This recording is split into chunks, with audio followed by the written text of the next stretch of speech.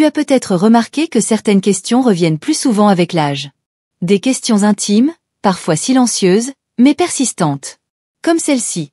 Est-ce que continuer à se masturber après 50 ou 60 ans est une bonne chose, ou est-ce que cela pourrait avoir des conséquences néfastes sur la santé? Ce sujet reste encore tabou pour beaucoup, entouré de jugements, de fausses croyances et d'un manque criant d'informations fiables. Et pourtant, c'est une réalité vécue par des millions d'hommes.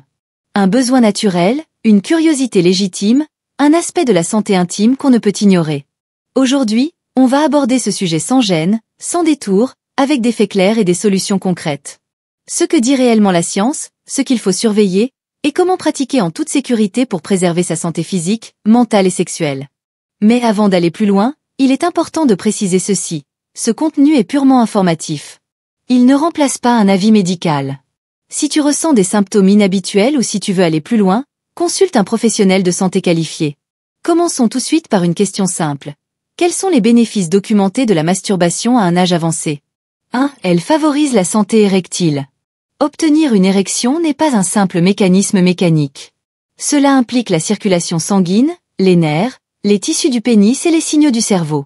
Lorsqu'un homme se masturbe, cela stimule la vascularisation des corps caverneux, ces structures spongieuses à l'intérieur du pénis. Ce flux sanguin aide à entretenir la souplesse des tissus et à préserver la capacité à avoir des érections fermes. On pourrait presque parler de gymnastique vasculaire régulière. Et cela devient d'autant plus important que la circulation sanguine diminue naturellement avec l'âge. 2. Elle pourrait protéger la prostate.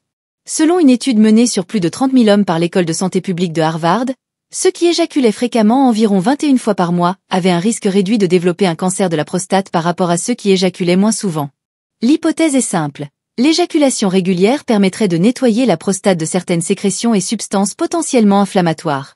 Bien sûr, ce n'est pas un remède miracle, mais c'est un facteur protecteur qui mérite d'être connu. 3. Elle entretient les muscles du plancher pelvien.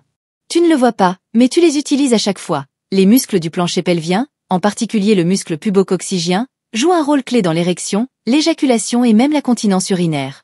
Lors de l'orgasme, ces muscles se contractent de manière rythmée, comme lors d'un entraînement musculaire ciblé. Un plancher pelvien tonique est essentiel pour prévenir certaines complications fréquentes avec l'âge, comme l'incontinence ou la perte de contrôle éjaculatoire. 4. Elle contribue à la gestion du stress. L'un des effets les plus immédiats éprouvés de l'orgasme est la chute du cortisol, l'hormone du stress. En parallèle, on observe une libération de dopamine et d'endorphine, qui procure un sentiment de bien-être, de détente et de clarté mentale. Dans une société où l'anxiété et la tension sont omniprésentes, cet effet apaisant naturel peut être un outil précieux pour réguler les émotions et soutenir la santé cardiovasculaire. 5. Elle améliore la qualité du sommeil. Beaucoup d'hommes rapportent qu'après l'orgasme, ils dorment mieux. Et ce n'est pas une illusion. La chute de cortisol, combinée à la libération de prolactine et d'ocytocine, crée un état propice à l'endormissement. Ces hormones favorisent la relaxation musculaire, réduisent l'activité cérébrale et aident à entrer plus rapidement dans les phases de sommeil profond. 6. Elle renforce la connaissance de son propre corps. Avec l'âge, il devient encore plus important d'être à l'écoute de son corps. La masturbation, pratiquée avec attention, permet d'observer des éventuels changements physiques. Une douleur inhabituelle, une bosse, une gêne, une baisse de sensation. C'est souvent par cette exploration intime qu'on peut repérer précocement des signes d'alerte concernant la prostate, les testicules ou les nerfs pelviens. Elle peut donc être un outil de prévention. 7. Elle stimule les circuits du désir. Ce qu'on appelle la libido n'est pas une donnée figée. Elle est influencée par l'activité mentale, les souvenirs, les sensations, les images mentales. En continuant à entretenir ces circuits, le cerveau reste actif sexuellement. Cela peut contribuer à maintenir un intérêt pour la sexualité, une estime de soi liée au plaisir et une image corporelle positive. Même sans partenaire, cette stimulation reste précieuse. 8. Elle peut améliorer les performances sexuelles. De manière contre-intuitive, certains hommes utilisent la masturbation comme un entraînement. Par exemple, en travaillant leur contrôle éjaculatoire, en observant leur rythme de montée de plaisir, ou en intégrant des exercices de respiration. Ce type de pratique peut ensuite être transféré à la sexualité en couple, avec des bénéfices sur la durée, la qualité et la satisfaction mutuelle. Comme toute activité corporelle, la masturbation peut être bénéfique, mais seulement si elle est pratiquée de manière consciente, équilibrée et respectueuse de ses propres limites. Lorsqu'elle devient excessive, compulsive ou mal adaptée, certains effets indésirables peuvent apparaître. Voici les principaux risques à connaître. ainsi que des solutions pratiques pour les éviter. 1. L'isolement social. Ce risque est souvent invisible, mais bien réel. Lorsqu'un homme remplace systématiquement le lien humain, l'intimité ou la vie relationnelle par la masturbation, cela peut conduire à un isolement progressif. Cela ne veut pas dire qu'il faut s'en priver. Mais il est essentiel que cette pratique ne devienne pas un refuge exclusif, une échappatoire à la solitude. Le plaisir intime doit compléter une vie affective, pas s'y substituer. Si tu sens que cela devient un refuge ou un besoin compulsif, il peut être utile d'en parler à un professionnel pour explorer les causes sous-jacentes.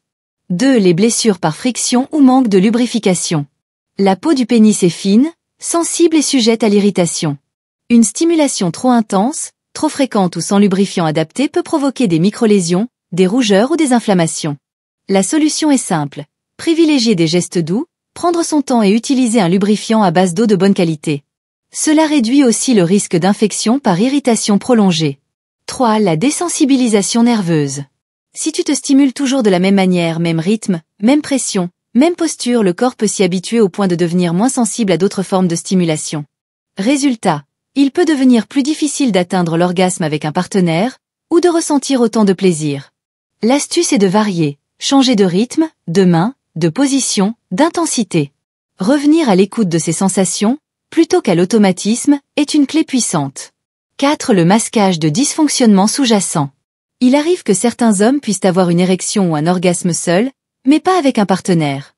Cela peut être un signe de dysfonctionnement érectile lié à un trouble sous-jacent, stress chronique, maladie cardiovasculaire, diabète, déséquilibre hormonal. Dans ce cas, la masturbation ne doit pas masquer le problème. Si cette différence est fréquente, il est essentiel de consulter un professionnel de santé pour évaluer la cause réelle. 5. Les douleurs pelviennes ou engourdissements. Certaines postures inconfortables ou prolongées, surtout en position assise sur des surfaces dures, peuvent exercer une pression sur le nerf pudendal. Ce nerf contrôle les sensations dans la zone génitale. Une mauvaise posture répétée peut entraîner, à long terme, des douleurs pelviennes ou un engourdissement génital. La recommandation est simple, installe-toi confortablement, avec un bon soutien du dos et du bassin, et évite les positions qui génèrent des tensions ou des compressions prolongées. 6. L'usage comme mécanisme d'évitement émotionnel.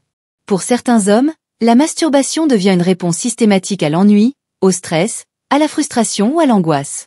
Cela peut créer une forme de dépendance comportementale, sans que ce soit toujours conscient.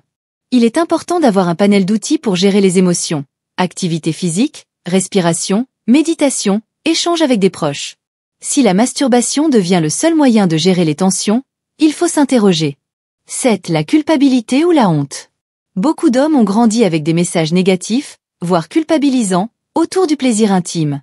Cela peut laisser des traces profondes, gêne, honte, stress intérieur, conflit avec sa propre image. Si ces sentiments persistent, il peut être très utile de consulter un thérapeute spécialisé en santé sexuelle. Parler de ces questions permet souvent de lever les blocages et d'apprendre à vivre cette pratique de façon saine et décomplexée. 8. La congestion pelvienne. Trop d'éjaculation dans une journée, surtout sans assez de récupération entre chaque, peuvent entraîner une sensation de lourdeur ou de tension dans la région pelvienne, voire des douleurs testiculaires passagères.